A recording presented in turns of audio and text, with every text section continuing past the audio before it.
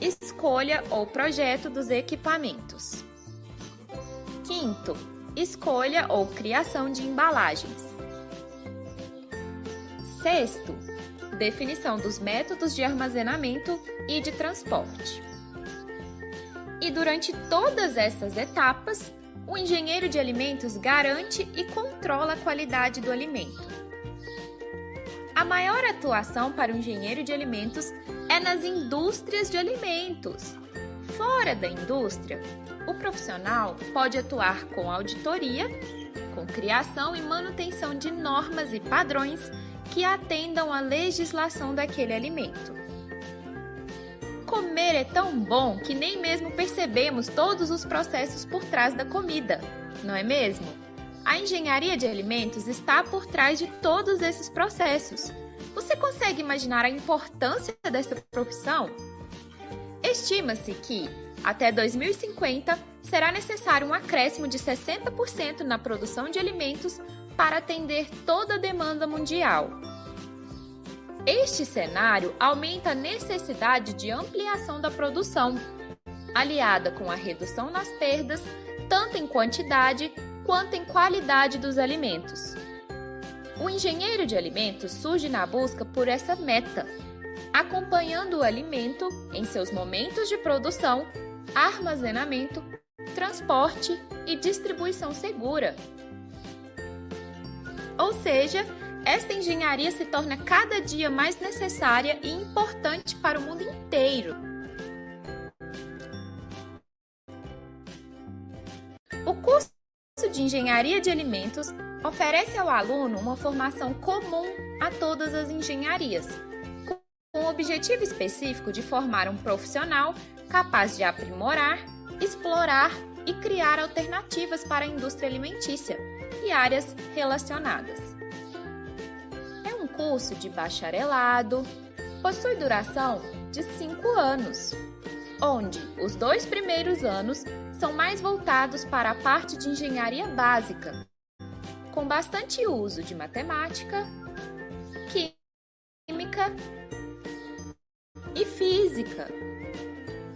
E, do 3º até o 5º ano, temos as disciplinas específicas para a engenharia de alimentos, que usam e abusam de matemática, química, biologia, bioquímica, microbiologia e física.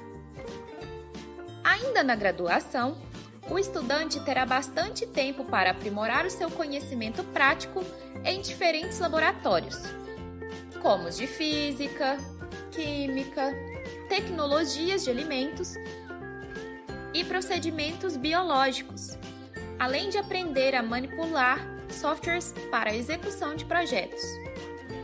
As áreas de atuação do engenheiro de alimentos são inúmeras, além daquelas reservadas aos engenheiros, como perícia e elaboração de laudos, existem áreas específicas para o especialista em alimentos.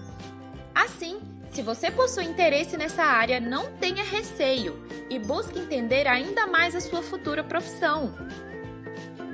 Se tiver restado qualquer dúvida sobre este curso, entre em contato com o nosso PET. Mais informações na descrição deste vídeo.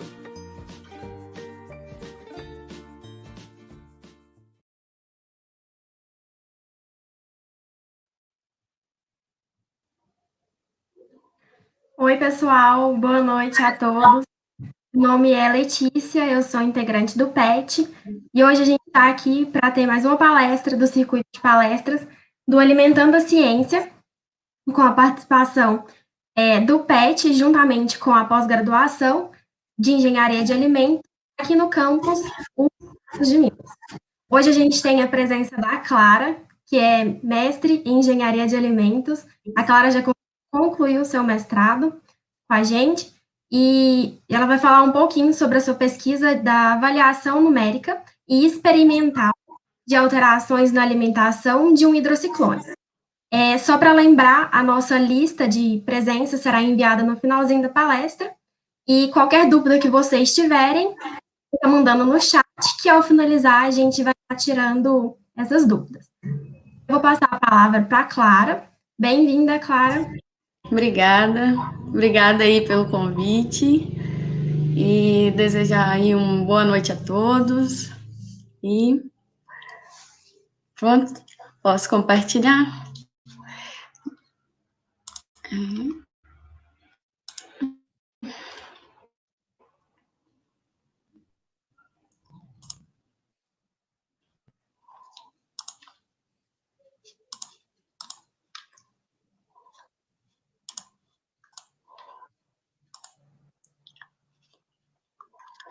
Bom, o meu trabalho, ele é sobre avaliação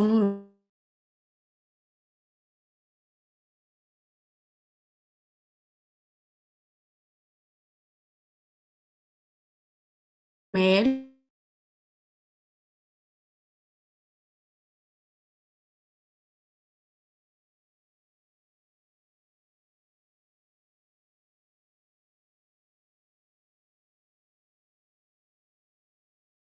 experimental.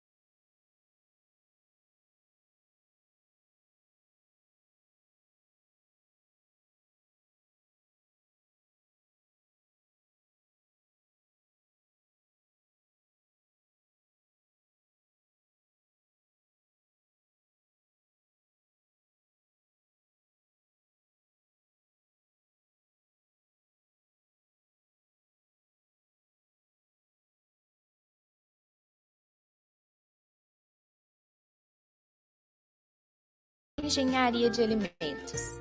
Não é tipo nutrição. E nossa, não é um curso para ensinar a construir utilizando os alimentos. Gastronomia? Não. De certa forma, o engenheiro de alimentos projeta o processamento de um alimento. A engenharia de alimentos realmente envolve conhecimentos para projetar a produção de um alimento, desde a escolha da matéria-prima até a embalagem. Como? Eu vou te mostrar. Primeiro, ocorre a escolha da matéria-prima. Segundo, definição de todos os ingredientes. Terceiro, definição ou criação de um processamento. Quarto, escolha ou projeto dos equipamentos. Quinto, escolha ou criação de embalagens.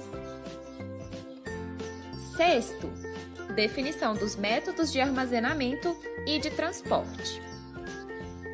E durante todas essas etapas, o engenheiro de alimentos garante e controla a qualidade do alimento.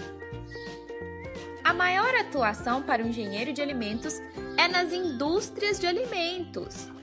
Fora da indústria, o profissional pode atuar com auditoria, com criação e manutenção de normas e padrões que atendam à legislação daquele alimento. Comer é tão bom que nem mesmo percebemos todos os processos por trás da comida, não é mesmo? A engenharia de alimentos está por trás de todos esses processos. Você consegue imaginar a importância dessa profissão? Estima-se que, até 2050, será necessário um acréscimo de 60% na produção de alimentos para atender toda a demanda mundial. Este cenário aumenta a necessidade de ampliação da produção, aliada com a redução nas perdas, tanto em quantidade quanto em qualidade dos alimentos. O engenheiro de alimentos surge na busca por essa meta, acompanhando o alimento em seus momentos de produção, armazenamento, transporte e distribuição segura. Ou seja, esta engenharia se torna cada dia mais necessária e importante para o mundo inteiro. O curso de Engenharia de Alimentos oferece ao aluno uma formação comum a todas as engenharias, com o objetivo específico de formar um profissional capaz de aprimorar, explorar e criar alternativas para a indústria alimentícia e áreas relacionadas. É um curso de bacharelado, possui duração de 5 anos, onde os 2 primeiros anos são mais voltados para a parte de engenharia básica, com bastante uso de matemática, química e física. E, do terceiro até o quinto ano, temos as disciplinas específicas para a engenharia de alimentos, que usam e abusam de matemática, química, biologia, bioquímica, microbiologia e física.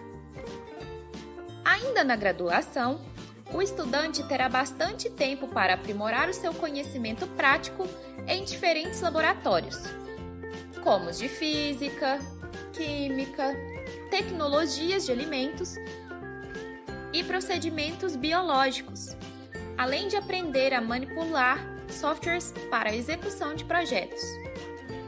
As áreas de atuação do engenheiro de alimentos são inúmeras, além daquelas reservadas aos engenheiros, como perícia e elaboração de laudos, existem áreas específicas para o especialista em alimentos.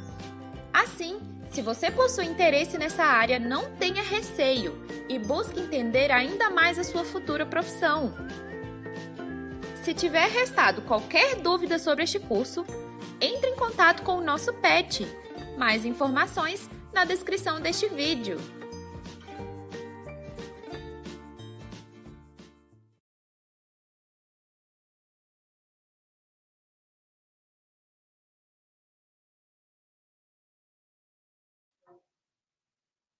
Boa noite, pessoal.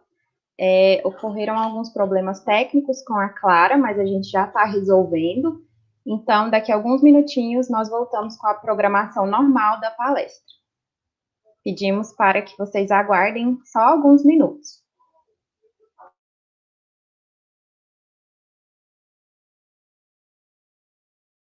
E é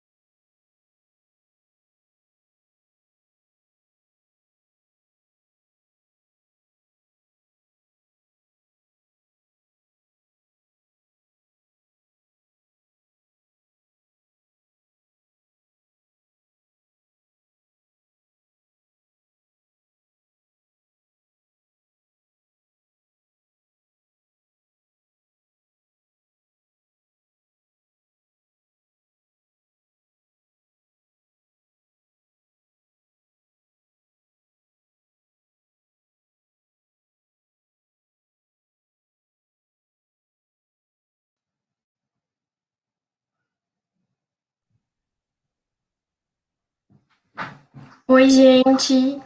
A gente conseguiu voltar. Tivemos alguns probleminhas aqui com a conexão, mas agora a gente vai conseguir estar apresentando. A gente pede desculpa pelo transtorno, de conseguir voltar. Só para iniciar novamente, eu gostaria de dar boa noite a todos, que todos sejam bem-vindos. Meu nome é Letícia, eu sou integrante do PET, e esse projeto, ele é referente ao Ciência, Alimentando a Ciência, desculpa, que é um projeto da pós-graduação com o PET da Engenharia de Alimentos, aqui no campus UFO Patos de Minas. Então, eu vou passar a palavra para a Clara, que ela é mestre em Engenharia de Alimentos, para ela falar um pouquinho sobre a pesquisa dela. Boa noite. Dá para me Clara. ouvir bem? Sim? Tá. Então, tivemos aí um contratempo, travou aqui, vamos tentar continuar e começar, né, começar a apresentação. Então, a Rafaela vai me ajudar aí a passar né, os slides e vamos ver se vai rolar aí. Então, boa noite a todos, né? O meu trabalho é sobre a avaliação numérica e instrumental de alterações na alimentação de um Droscone.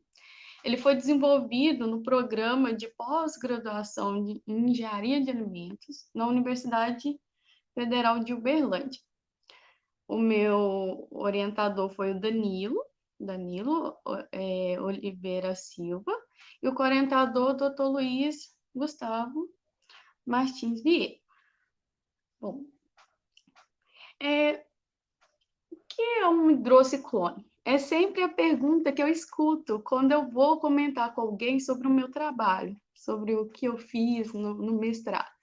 E foi uma das primeiras perguntas que eu fiz em relação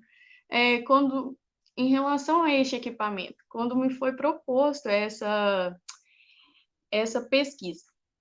Bom, os hidrocicones, eles fazem parte de um importante grupo de equipamentos que são utilizados para a separação de partículas. O que seriam as partículas? A gente pode definir partículas como uma pequena parte de algo. Então, se eu pego uma rocha e quebro ela, então eu tenho vários pedacinhos daquele material. Então, pequenas partes de um material, de um sólido. Então, um grãozinho de areia, ele pode ser definido como uma partícula também.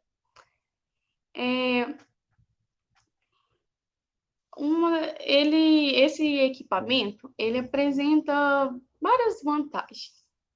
Uma dessas vantagens é o baixo custo operacional. Então, para a gente colocar esse equipamento em funcionamento, não requer muito custo. Então, isso torna bem atrativo a utilização desse equipamento para separação. Ele é tanto utilizado para separação sólido-líquido e líquido-líquido. Mas a gente vê muito mais aplicação em sólido-líquido. Outra vantagem desse equipamento também é a sua estrutura simples. Como a gente... volta lá um pouquinho, Rafael. Como a gente pode observar, ele é composto basicamente por uma seção cônica. Então, eu tenho um cone invertido, ele é acoplado a uma seção cilíndrica, então eu tenho um cilíndrico, então é acoplado, e nessa seção cilíndrica eu tenho um duto de alimentação. Ele é também acoplado e de forma tangencial a essa seção cilíndrica. A gente tem duas saídas dois dutos de saída nesse equipamento. Um que a gente chama de overflow, que é a saída superior, e o underflow, que é a saída inferior do equipamento. Agora pode passar. Como esse equipamento funciona? ele tem como sua principal característica a sedimentação centrífuga. Então, o que acontece? A alimentação, ela é introduzida de forma tangencial, e eu tenho uma alimentação que ela é bombeada, né, para dar, e por causa dessa alimentação tangencial, eu tenho uma formação de um escoamento giratório. Então, como a gente consegue observar aí na figura, a gente vê mais ou menos que fosse uma espiral. Então, então eu tenho um giratório, né, descendente mais externo, né, esse espiral vermelho, e por ação da força centrífuga, eu tenho que as minhas partículas mais densas, maiores e de maior momento angular, elas são forçadas a deslocar-se para a parede. Então, elas são forçadas, são jogadas para a parede desse equipamento. Já as partículas... Então, aí, o que acontece? Como ela é forçada para a parede, tem essa parte mais externa, ela é coletada no duto de underflow, que é onde que a gente consegue ver a setinha vermelha aí. Agora, já as partículas menores, menos densas, de menor momento, momento angular, elas vão para o centro, são direcionadas para o centro desse equipamento, formando um movimento giratório, só que agora ascendente, então um movimento para cima. E com isso, elas vão para o Vortex Finder e depois é coletada no Overflow. Então, para a gente entender melhor o que seria essa força centrífuga, a gente pode ter em mente uma máquina de lavar, que a gente utiliza em casa, que tem aquela opção de centrifugar. Então, é como se fosse aquilo. Na hora que a gente está centrifugando, na hora que a máquina está se centrifugando a roupa, pode observar que, devido ao movimento circular, as roupas tendem a ficar na parede daquele equipamento, na parede da máquina de lavar. Então, é isso que dá para a gente entender como se fosse uma força centrífuga. Então, tende a ficar na parede do equipamento. Como na máquina, então, vai ter tanto movimento que aí a água vai ser expulsa da roupa. Por isso que sai mais seca da máquina de lavar. Pode passar. E onde que a gente vê a aplicação desse equipamento, que é o hidrociclone? Ele é mais utilizado em mineradoras, onde que o objetivo é de conseguir, assim, melhor o minério. Porque na hora que a gente está extraindo, na hora que faz a extração do minério, consequentemente, vem a argila, vem impurezas que não são tão atrativas, né? Não tem um valor agregado. Então, o hidrociclone, ele é utilizado aí para a gente ter a separação dessas partículas que é indesejáveis e a captação do minério, que é onde que a gente, no caso aí, seria um minério, seria coletado no underflow, e as argilas, impurezas, são partículas menores, elas são coletadas lá, direcionadas no overflow, juntamente com boa parte do líquido. Mas também existem outros estudos com a aplicabilidade desse equipamento na área de alimentos. Pode passar, por favor. Em 1997, esse grupo de autores, eles avaliaram o desempenho de hidrociclone para a separação de sólido suspenso no suco de maçã não clarificado. Então, não sei se você já fez um suco de maçã em casa, mas se já tiver feito, fica aquele tipo um áspero. Então, aquilo são partículas, né? Do que fica, que a gente não consegue bater tudo da maçã. Então, eles utilizaram o hidrociclone para tentar separar esses sólidos suspensos que ficam após a gente fazer o suco de maçã. Então, o que eles testaram? 2 quedas de pressão. E também foi necessária a adição de agente antiespumante. Por quê? Materiais biológicos, quando eles são bombeados, eles geram muita espuma, e isso atrapalha o desempenho de um equipamento. Então, em alguns processos da indústria de alimentos, às vezes a gente tem que adicionar um anti-espumante nesses casos, quando acontece um bombeamento, né, e provoca essa espuma. Então, qual que foi a conclusão deles? Pode passar, só para aparecer isso. Que ao combinar aí uma alta queda de pressão com um agente espumante, eles tiveram um rendimento aí de cerca de 40% da separação dos sólidos suspensos. Então, eles conseguiram reduzir 40% daquele sólido suspenso ali no suco de maçã não clarificado. Pode passar.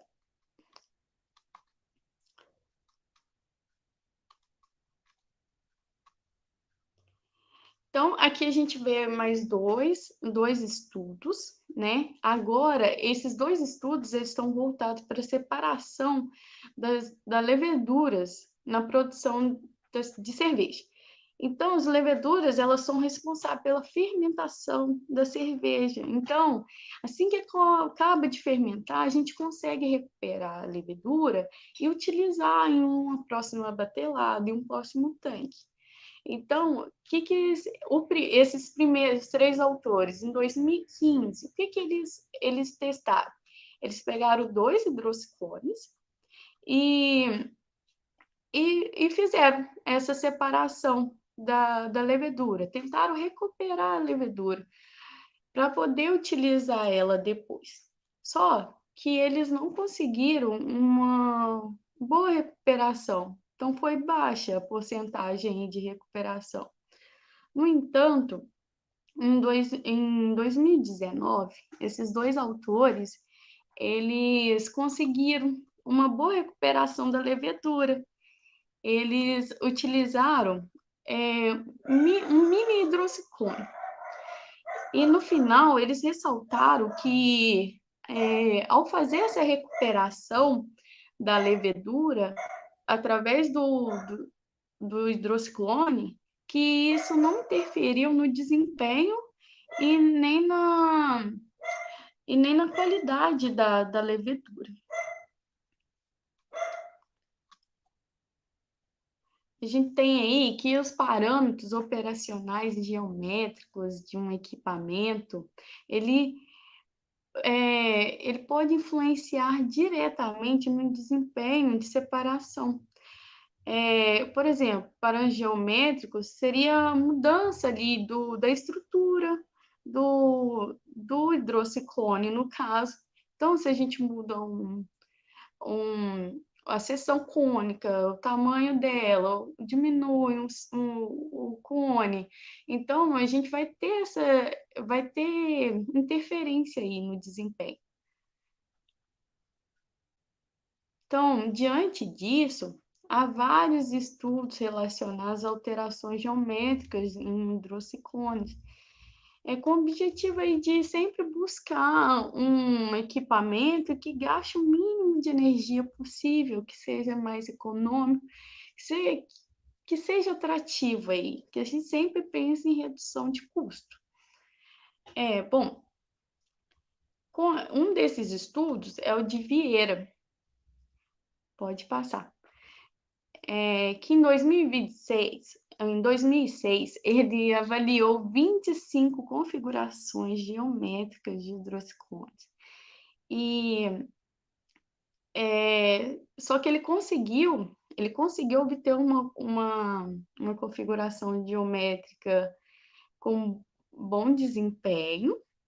E em 2012, pode passar, Silva conseguiu, a partir dos resultados obtidos por Vieira em 2006, ele conseguiu obter uma geometria otimizada através de técnica de evolução diferencial. Então, essa geometria otimizada, ela foi denominada de HCOT-1, que é o hidrociclone convencional otimizado caso 1. Pode passar.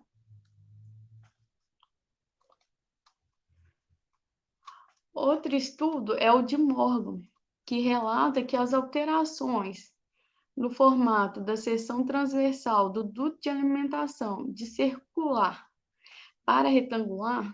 Então, o que a gente vê geralmente nos hidrocicones são essas entradas circulares.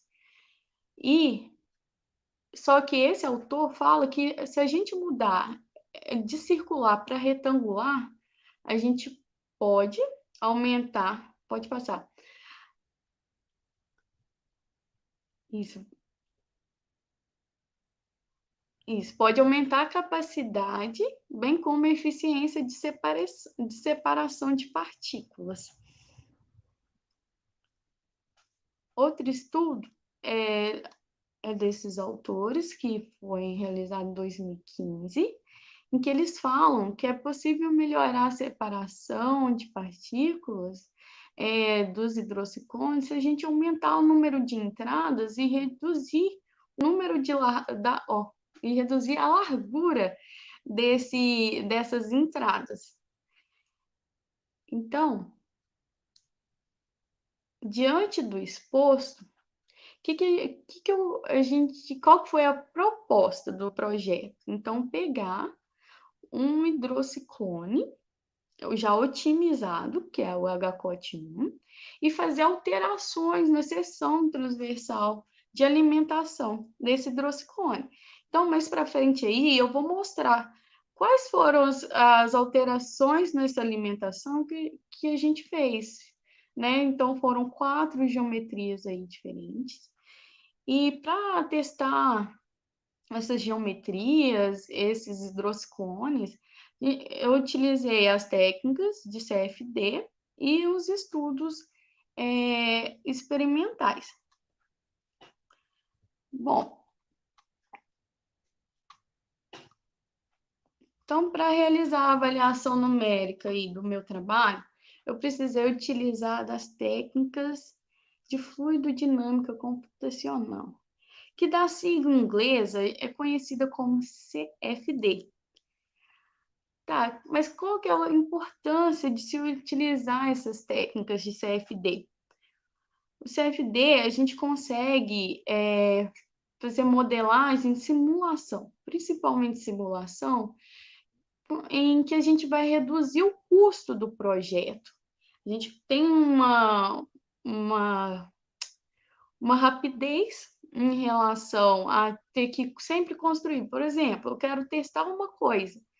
Eu vou construir ela, sempre fazer o teste experimental. Isso demanda tempo. Então, as técnicas de CFD, elas são importantes para isso, para a gente ter redução de tempo, além do custo que eu ia ter confeccionando cada alteração que eu quisesse fazer, cada alteração que eu quisesse observar, que eu quisesse ver o que estaria ali. Então, a gente consegue simular e prever o que aconteceria isso na prática, então, por meio das simulações, então, computacional, né, utilizando um computador. Bom, essas técnicas, né, o CFD, ele é utilizado em várias áreas, uma das áreas que mais utiliza aí o CFD é na confecção, né, automobilística, confecção aí de carros para Fórmula 1.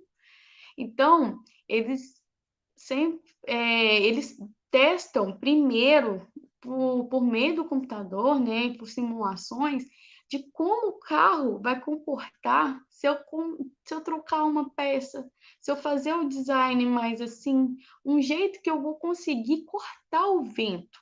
Então, por meio dessas técnicas, dá para a gente ver como que ficaria isso na prática. Então, é muito interessante, é muito complexo, mas dá para prever o que vai acontecer e é bem confiável, né? Temos resultados aí que são bem próximos aos reais.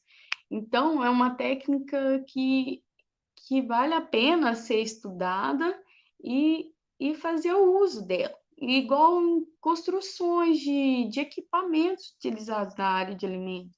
Então, aqui nessa imagem inferior aí, no lado direito inferior, a gente pode ver um tubo. Então, onde que eu tenho, ele era reto, mas onde eu passo eu tenho uma ondulação, então gera um canal de turbulência ali.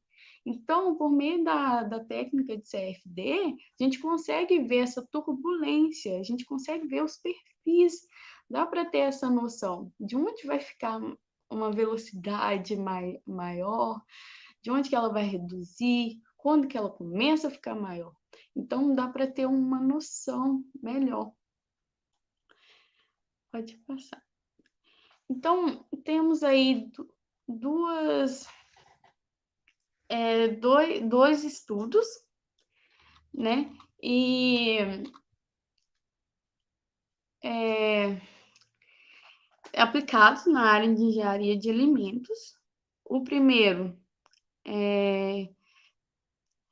seria que dá a previsão de incrustação em trocadores de calor.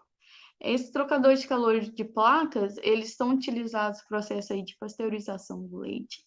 Então, pelas técnicas CFD, dá para a gente prever quais são as regiões que ficariam em incrustação ali após a pasteurização do leite. Então, o CFD, eles é importante, porque aí daria para a gente ver umas etapas de CIP, como que funcionaria, então, onde que eu tenho que frisar mais. Então, é bem importante essas técnicas.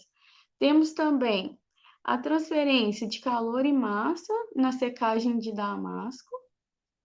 Então, pela técnica de CFD, daria para prever onde que ocorre a maior taxa de secagem. Por exemplo, será que é sempre na borda? O meio sempre fica mais macio? Então, utilizando essas técnicas, a gente consegue ver esses perfis, consegue ver onde que está acontecendo cada coisa. E para os hidrociclones não é diferente, então a gente consegue aí ver os perfis de velocidade, de pressão que ocorre ali no interior do equipamento, coisa que seria mais difícil ser visualizado fazendo um estudo experimental. Geralmente, os equipamentos, eles são confeccionados assim, de forma sólida. A gente não consegue, não é um transparente, né, opaca no caso. Então, é de forma opaca. Então, não consigo visualizar o que está acontecendo lá dentro do equipamento. Então, as técnicas de CFD serve para a gente ver essa complexidade que ocorre ali no interior dos equipamentos. Pode passar. A gente tem aí, esses são os principais programas que são utilizados aí na área de CFD, tanto para confecção para a construção do equipamento em 3D, que seja, e para simulação. Então, mais para frente, eu vou falando aí quais os programas que eu utilizei para cada etapa da minha avaliação numérica. Bom, a metodologia empregada no desenvolvimento desse trabalho foi baseada nos resultados de Silva, 2012, que estão disponíveis na literatura. Então, o que eu fiz basicamente? Confeccionei os hidroscones e eles eram semelhantes ao hidroscone HCOT1. Então, a gente pegou o hidroscone HCOT1 e só alterou as seções, os dutos de alimentação. Então, a gente manteve o comprimento, né, a largura, né, o cone, todas as dimensões do HCOT1 foram mantidas. A gente só fez as variações aí na seção transversal de alimentação, pode passar.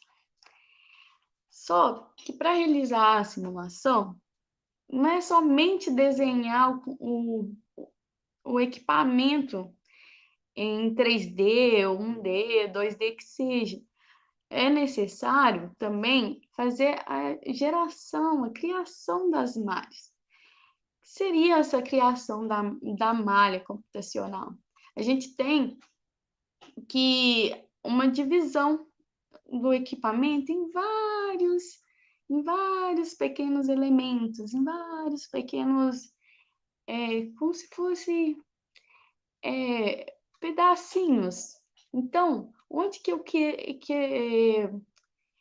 e também tem a questão de refinamento da malha, onde que eu precisar ter mais precisão ali nos dados, então eu vou refinar a minha malha. Em lugares que eu não preciso tanto dessas previsões, eu posso deixar uma malha mais grosseira. Então, não é simplesmente só desenhar, tem que ter essas confecções da malha. E os elementos, eles podem ser de várias formas, né? A gente tem os prismas, tetraedros, hexaedros. E para a confecção da malha e tanto do desenho em si, eu utilizei, né, o programa chamado de Gambit.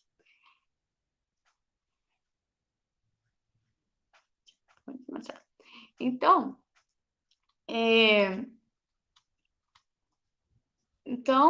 para a geração das malhas, né, a única diferença aí do HCOT1, como eu comentei, foi a região, né, de transversal do duto de alimentação. Então, o HCOT1, ele foi inicialmente projetado com uma seção cilíndrica. Então, o propósito do meu projeto foi fazer essas diferenças na alimentação. Então, como a gente pode ver, a gente tem o que a gente denominou de STQ 7x7, então é uma alimentação quadrada, então 7x7, e o STR 8x6, o STR, gente, tá difícil de ler, então tenham paciência comigo, porque às vezes está muito pequeno, porque eu estou pelo celular. Então, às vezes eu não lembro de quais foram as alimentações que eu desenvolvi. Mas teve um hidroscone que a gente fez também com 2 entradas. Deixa eu passar. Então, para simulações, a gente consegue determinar algumas características no escoamento, no interior do hidroscone. E elas, né, as simulações foram realizadas por meio das técnicas CFD. E o software que eu utilizei foi o Fluent Academic, que é uma versão paga, ó, gratuita aí para estudantes. Pode passar. Tá. Então, quais foram o esquema de numere as condições de contorno? Então, eu usei o regime transiente, o escoamento turbulento, e tivemos dois critérios de paradas.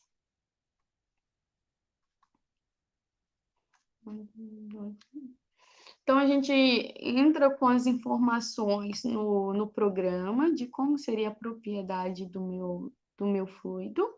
Então, o que eu simulei foi utilizando a água. Usei regime transiente, igual eu já falei, e os demais condições de contorno aí.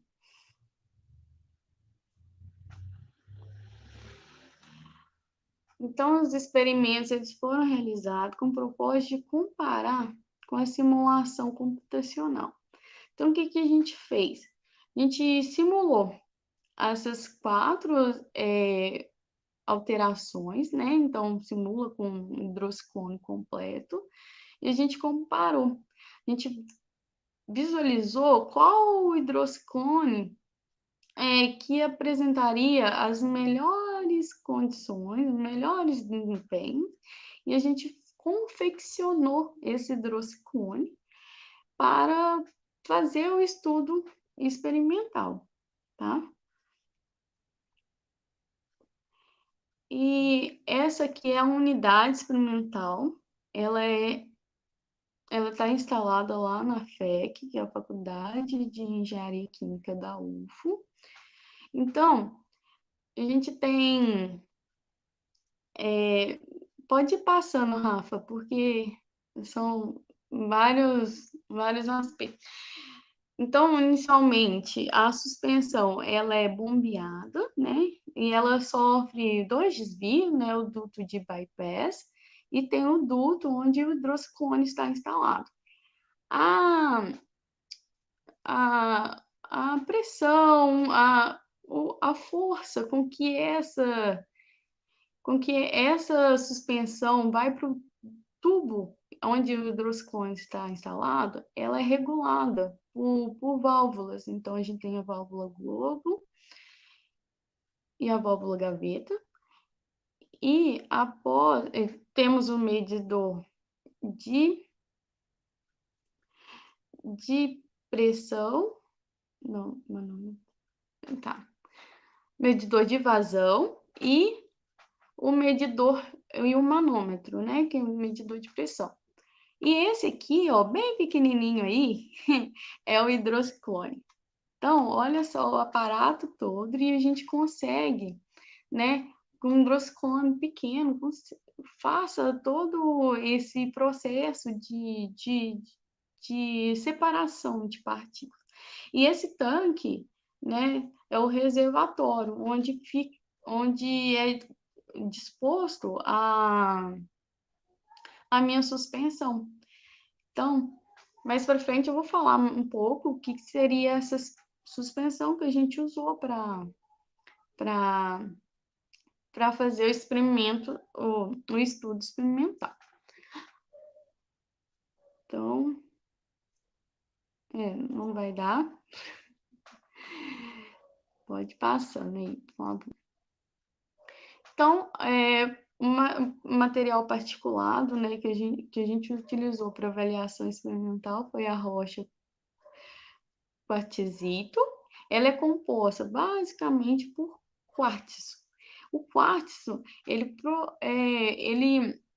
confere alta dureza para o quartzito.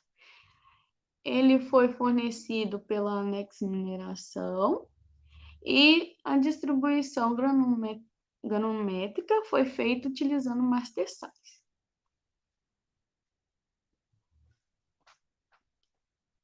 Bom, a gente tem aí a distribuição granométrica do material particulado utilizado. E a gente usou o modelo RB. Pode passar. Esse é o modelo. Então,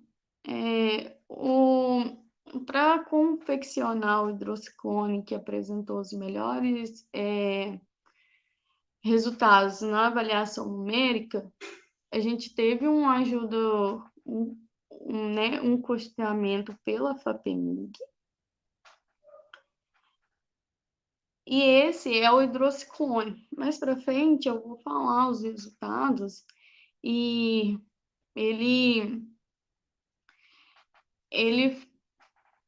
foi confeccionado. Só um minutinho, gente.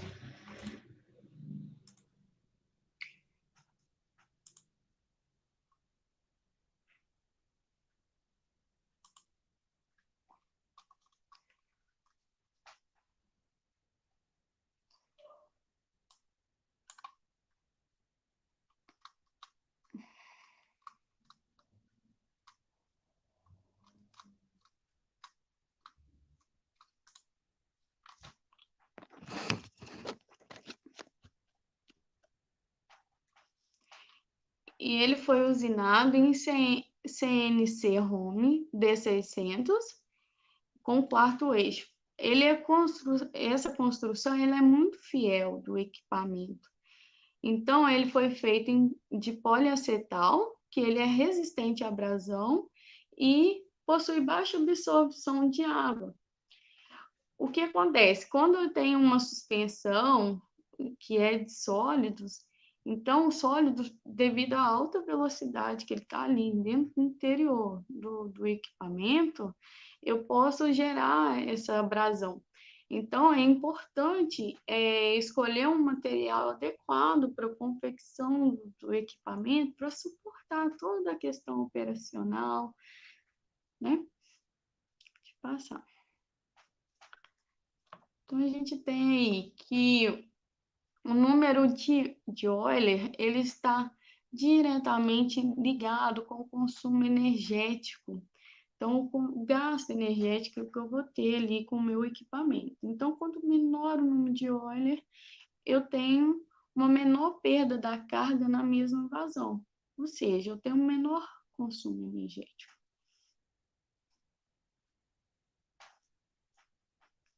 Isso.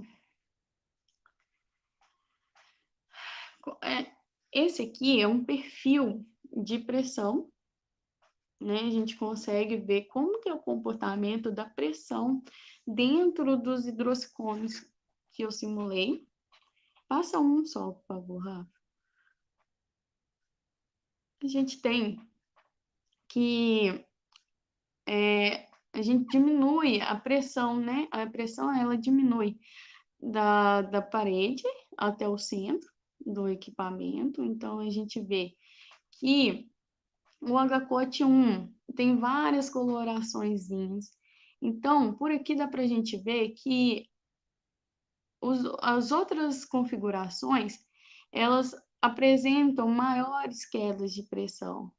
Então, tem um pouquinho de consumo energético aí maior do que o HCOT 1. E o número de Euler, ele é diretamente proporcional à queda de pressão. Pode passar. Então, a gente vê que o número de Euler para o STQ 7x7, ele foi 9,30% maior comparado com o número de Euler simulado para o HCOT 1. Passar. 14,6% maior para o STR 8x6. 19,28% maior para o STR 9 por 5,3 e 27,81% maior para o 2STR 8 por 3. Bom, pode passar mais. Cumpre esclarecer que esse acréscimo no número de Euler, ele não necessariamente é um aspecto negativo, pois pode sinalizar que ocorreu um ganho aí da classificação de partículas por esses hidrociclones. Então, a gente pode ver que outros parâmetros vão ter outros resultados e pode melhorar. Então, não é só observando o número de óleo. Então, a gente tem que fazer um apanhado de todos os outros parâmetros para ver, no final, qual que ficou melhor. Qual que deu mais desempenho aí ao hidrociclone. Então, a gente tem também a avaliação da razão de líquido. Então, ele representa quantitativamente um fenômeno denominado de efeito T, onde eu tenho essa divisão de fluxo, divisão de escoamento. Então, eu alimento tangencialmente, né? E depois eu tenho duas saídas. Então, dá para ver, mais ou menos, como se fosse um T mesmo. Então, por isso é denominado um efeito T. E pode passar.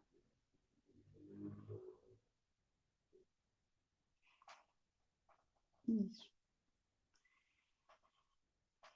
E a razão de líquido, ela está diretamente relacionada ao poder de concentração de sólido no hidrociclone. Pode passar. Pode passar, mas isso, só isso. Ai, tá bom. Então, quanto maior a razão de líquido, maior a eficiência de coleta. Então, vou ter maior coleta ali no underflow. Então, consigo concentrar mais, pegar a parte que talvez eu esteja mais interessado, seria ali na saída do underflow, que é a saída inferior. Então, a gente vai ver um perfil aí, pode passar. A gente tem um perfil de velocidade axial. Essa velocidade axial, ela está diretamente relacionada com a razão de líquido. Vamos observar aqui. Pode passar um. A gente tem que, no centro do hidrociclone, a gente vê uma velocidade axial mais baixa. Então, isso o que quer dizer? Então, que eu tive menos movimento tangencial ascendente, subindo. Então, qual que eu estou mais interessada? É no que eu tenho, no movimento da direção axial para baixo. Pode passar mais um. E mais um. Então, aí a gente observa que a velocidade axial ela é maior perto do duto de underflow. Então, eu consigo falar que a razão de líquido ela é maior aí, porque ela está diretamente relacionada com a velocidade axial. Então, pode ser que a gente tenha um melhor poder de concentração, né, de apanhado do underflow.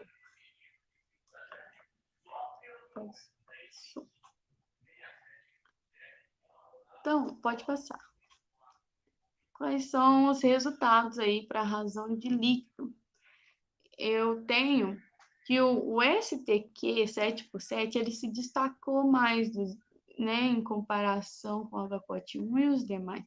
Então, ele é 1,9 pontos percentuais a mais do que encontrado por H-COT1.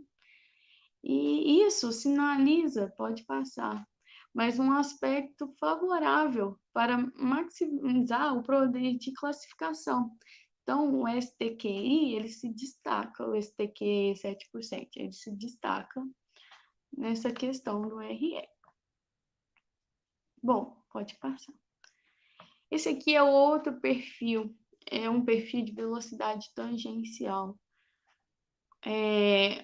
Como a gente pode observar, eles parecem que estão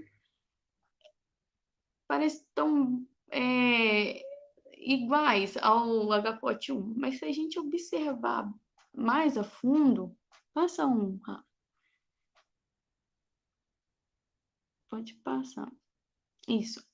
A gente vê que na parte central aí, é mais intensa a coloração para as outras configurações em relação ao, ao HCOT1. E, e, e, e a velocidade tangencial, ela se relaciona diretamente com a força centrífuga, ou seja, com o poder de classificação do equipamento. Pode passar. Então, falando um pouco aqui dos resultados de discussão, né, experimentalmente, a gente...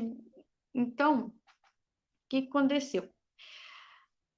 Diante dos resultados que a gente obteve, né, na avaliação numérica, o hidrociclone, que apresentou o melhor desempenho, que se mais destacou, foi o STQ 7x7.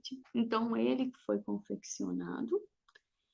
Então, ele apresentou das 4 propostas, né, não só comparando com o HCOT1, mas das 4 propostas, ele apresentou o menor número de Euler e o maior razão de Lie.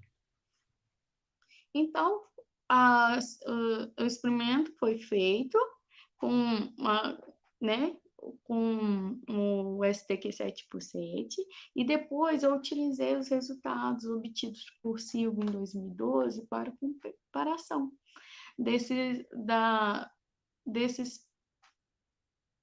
resultados obtidos, né, por esse estudo experimental com o que o Silva já tinha realizado. Bom, a gente pode observar aí que a vazão volumétrica de alimentação para o STQ 7x7, ela foi menor, né, do que o HCOT1. Se a gente observar aí, a gente fez o estudo experimental utilizando 4 quedas de pressão.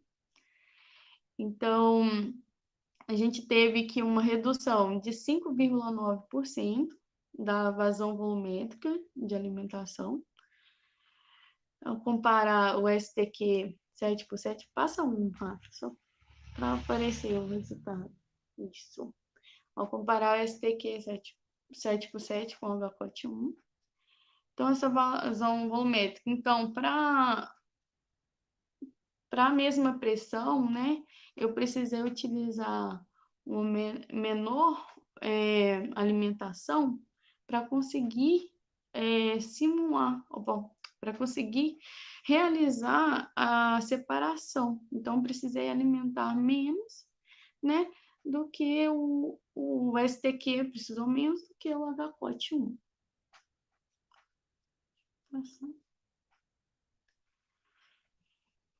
Então, o número de Euler, a gente observa que teve um aumento aí de 12,49%,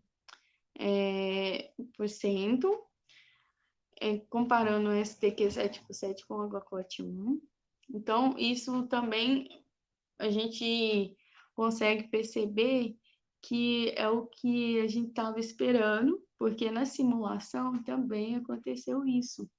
A gente teve que o STQ, ele apresentou um maior número de Euler. Então, no experimental, a gente conseguiu verificar essa questão também.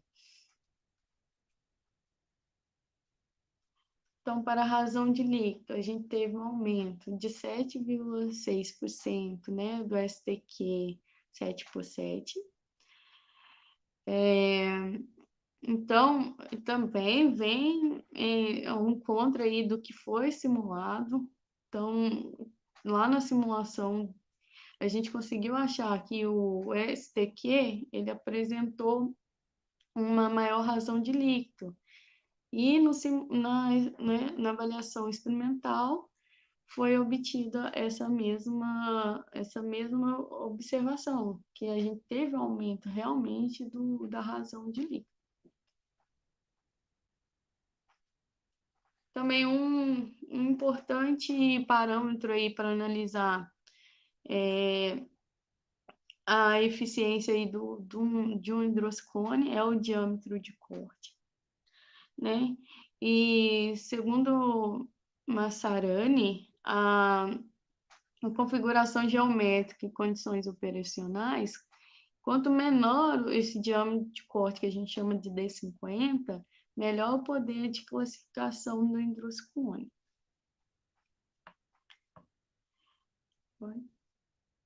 Pode passar.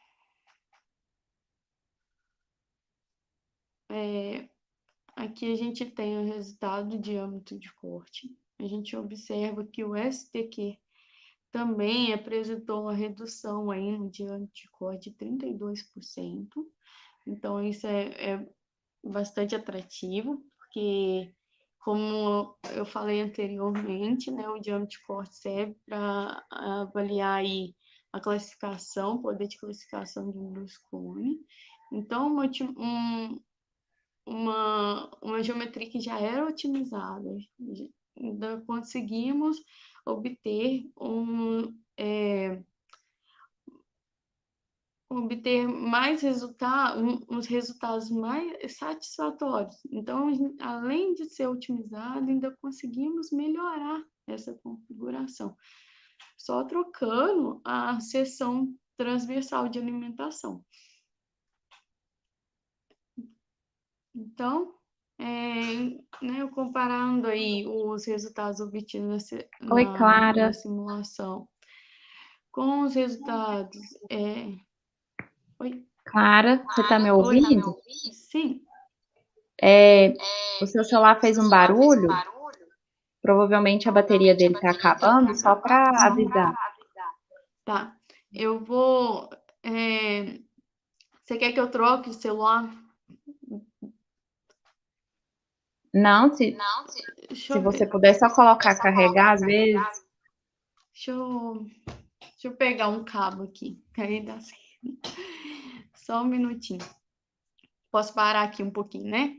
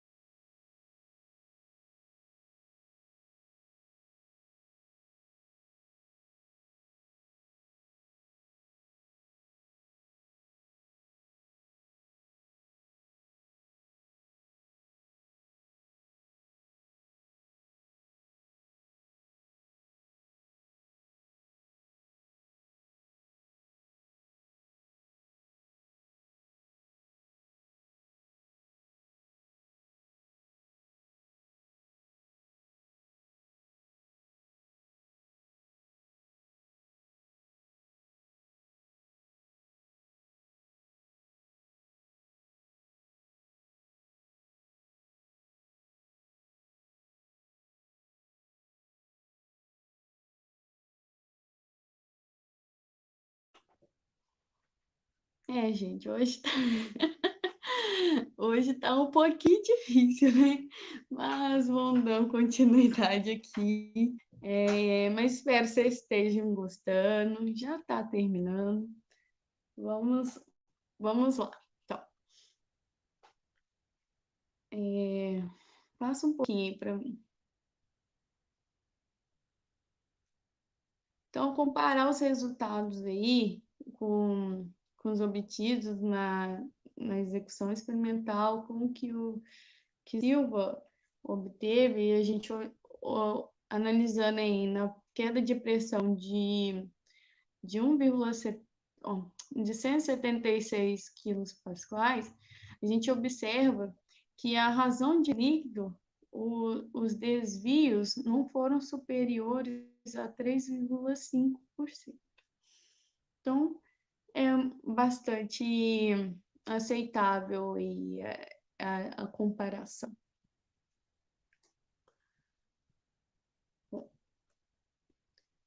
Vamos lá. A conclusão aí, para fazer um apanhado geral do que aconteceu em cada avaliação, né? Então, o formato da seção do duto de alimentação, tanto utilizando quadrado como retangular, ele conseguir alterar o escoamento interno de um equipamento já otimizado, né? Que esse equipamento otimizado, o H4.1, ele tem, né, a seção transversal circular, e por consequência, isso conseguimos modificar o seu desempenho, né? Então, um desempenho energético classificador. Bom, nas simulações aí a gente pode observar que tanto o número de Euler quanto a razão de líquido foram maiores para os hidrociclones com duto de alimentação quadrada ou retangular. E pode passar. E por meio dos perfis de velocidade axial, a gente pôde observar que maiores quantidades de fluido migraram para a corrente de underflow. E isso indica, pode passar, que essas geometrias poderiam apresentar uma melhor eficiência de separação em relação ao pacote 1, né? Então, as simulações, pode passar, mostraram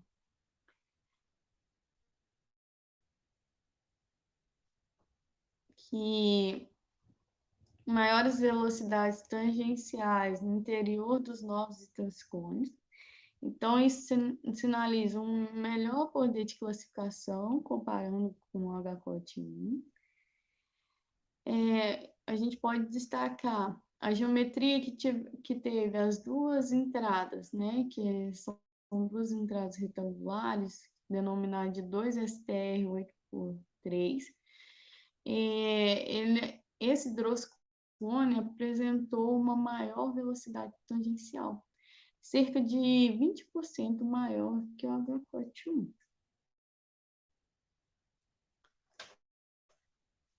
Então, pode passar.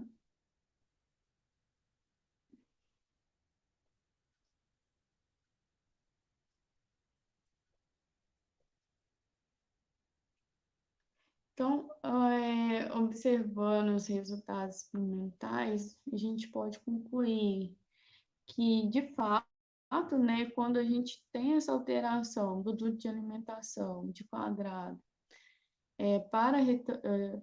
né, alterando, né, o circular para o quadrado, a gente aumenta o número de Euler, sem violar a condição restritiva original concebida por Silva em 2012. Volta um pouquinho, por favor.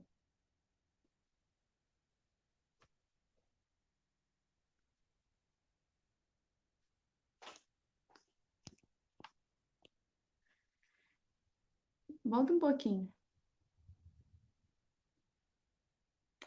Bom, então essa mudança também, ela proporcionou incrementos na velocidade axial, né, descendente, então isso contribuiu para o aumento da razão de líquido e do poder classificador desse novo separador, que é o STQ 7x7. Pode passar.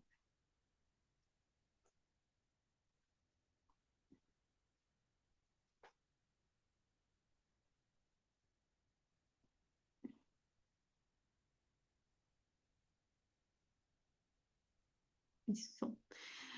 Então, a seção quadrada do hidrociclone 7x7, ela foi favorável para potencializar aí o poder de classificação deste equipamento.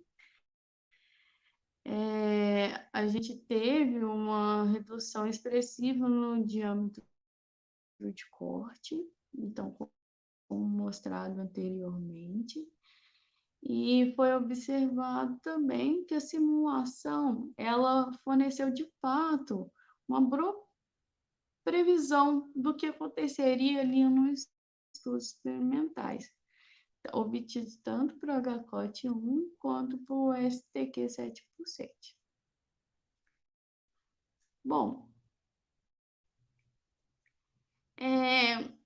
como pode passar?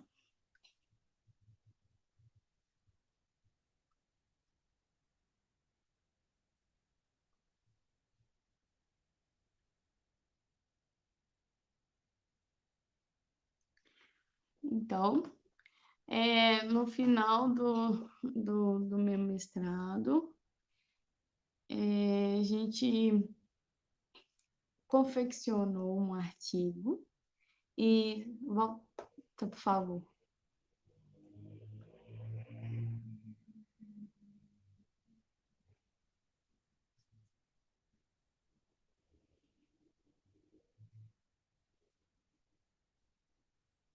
Rafa.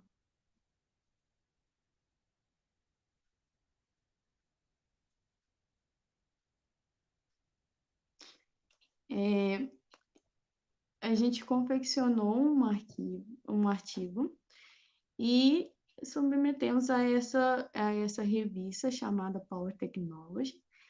E o artigo foi aceito e foi publicado. E para a publicação desse artigo, a gente contou com a participação muito especial aí do Gregory, que foi mais um autor, para ajudar a gente aí a conseguir essa publicação. E também eu tive... pode passar.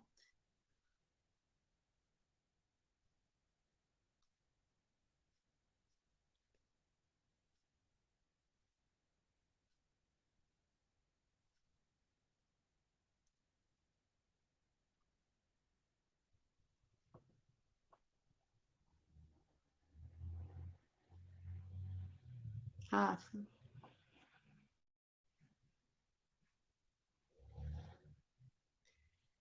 E também eu tive uma ilustre participação, né, por ser convidada para participar aí de uma das etapas desse pedido de patente. Esse pedido de patente não é em relação ao meu trabalho, mas é um trabalho bem interessante, então a gente vê o número aí do registro. Então, que é um intitulado de Dispositivo para Climatização em Ambientes.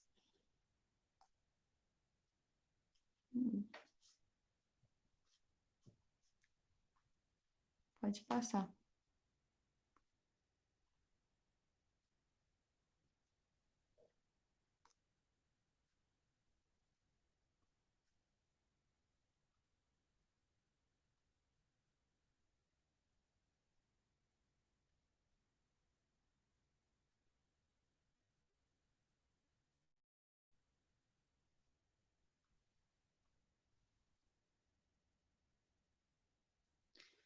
Bom, eu queria agradecer a todos pela atenção e pedir desculpa aí pelo contratempo. Mas espero que vocês tenham gostado. Gostaria de agradecer a todos e agradecer especialmente aí o pessoal da PET, né, pelo projeto, e convidar vocês a assistirem as outras partes. E é isso, pessoal. Muito obrigada e boa noite.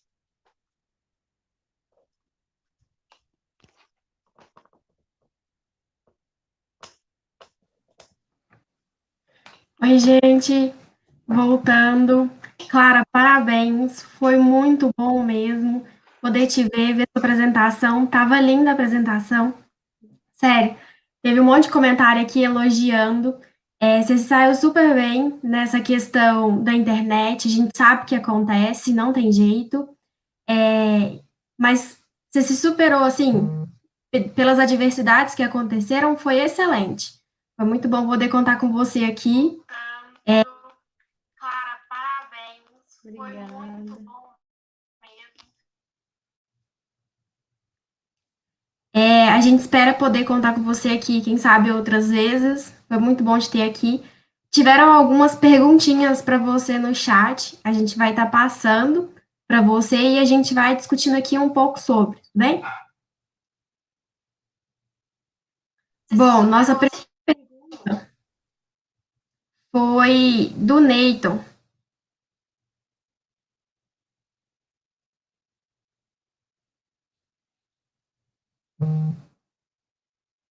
O Neyton perguntou: Clara, você Deu acha uma que... travada aqui. A gente espera poder contar com você aqui. Ai, eu tô vendo. Vou esperar um pouquinho para ver se a conexão da Clara ajusta ali, gente.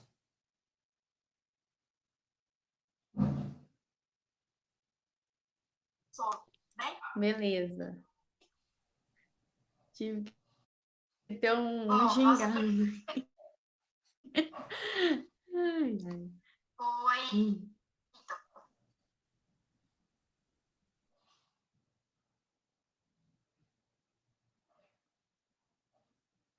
Eu acho que agora sintonizou. Sintonizou, Clara?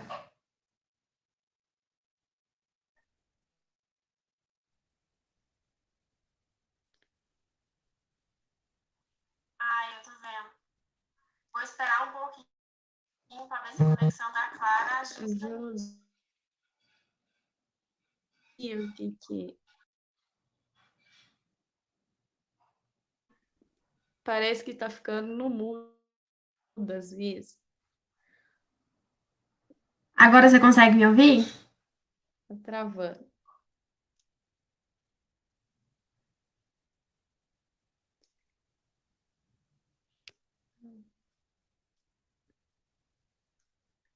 Travou legal agora. Eu acho que agora sintonizou. Sintonizou, Clara? Então, entrando no mudo, assim, automático. Eu não sei o que tá acontecendo. Ai, Jesus, mas tá bom. Acho que agora melhorou, né?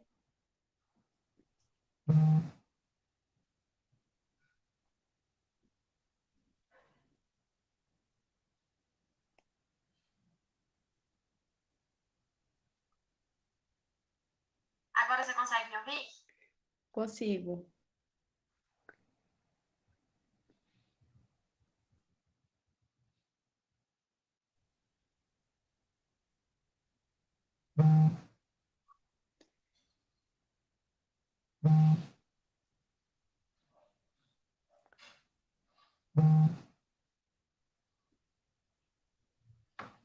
Rafa? Clara, tá me ouvindo agora? A sua conexão tá um pouquinho atrasada com a nossa.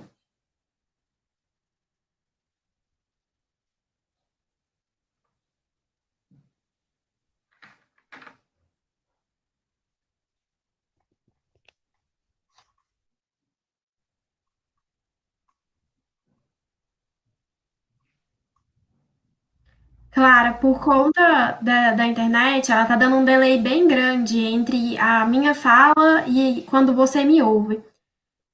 A gente vai finalizar sem estar passando as perguntas por conta dessa circunstância, e aí a gente responde o pessoal por e-mail, e passa para eles tudo Rafael? certinho. Clara, tá me ouvindo agora? Agora estou. A conexão tá um pouquinho. Gente, a conexão da Clara, ela tá bem atrasada em comparação com a nossa. Por esse motivo, a gente vai deixar as perguntas para posteriormente ser respondida pelo PET, pelo e-mail.